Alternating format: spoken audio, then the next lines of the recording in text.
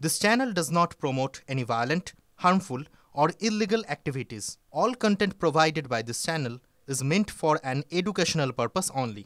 হাইকোর্টের কাছে ক্ষমা চেয়েছেন। একটা মামলা চলছিল শুনেছি যে আমার মেয়ের নাম বলেছিল, সেজন্য একজন কলকাতা পুলিশের সিপি তিনি যে ক্ষমা চান এটাই তার কাছে সবচেয়ে অপমানজনক আমি মনে করি, কিন্তু তিনি মনে করেন না। আর এই পারিষদ যিনি পোষেন সেই ব্যক্তি যে আমাদের মুখ্যমন্ত্রীর কলকাতা পুলিশের যিনি প্রধান করে রাখেন ওনাকে, সেই মুখ্যমন্ত্রী এরপরেও ক্ষমতায় থাকার যে যোগ্যতা নেই, উনি সে সিপি সেটা প্রমাণ করে দিয়েছে। এই ধরনের সিপি যদি কলকাতা পুলিশে থাকে তার ক্ষমতায় থাকার কোনো অধিকার নেই সেই রাজ্যের মুখ্যমন্ত্রী।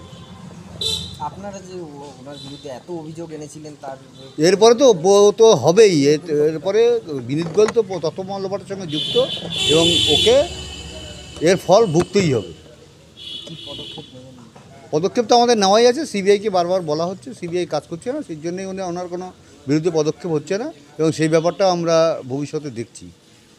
আপনারা কি এই বিষয় নিয়ে কি কোনো ফার্দার মামলা করবেন? জানি না এখনও আদালত ক্ষমা করেছে কিনা সেটাও তো দেখতে হবে, সেটা তো আমরা এখনও বিষয়টা জানি না। আজকে রায়ের বেরোক, তারপরে আদালত তাকে ক্ষমা করে দিয়েছে কিনা সেটা এখন পরিষ্কার নয়। সেই জিনিসটা পরিষ্কার হলে তারপরেই আমরা বুঝবো। আদালত বলছে যে বিনীত গোয়েল দুর্নীতিযুক্ত কোনো মামলা সে আদালত বলছে না সিবিআই বলছে? আদালত যেহেতু না, আদালত বলেনি, সিবিআই যেহেতু আমরা তুলেছিলাম বিনীত গোয়েলের নাম, বলে একজন নিরপরাধ ব্যক্তির নাম কেন তোলা হচ্ছে আদালতে, মানে সিবিআইয়ের বিনীত গোয়েলের হয়ে সিবিআই সেখানে আরও ডিফেন্স করছে।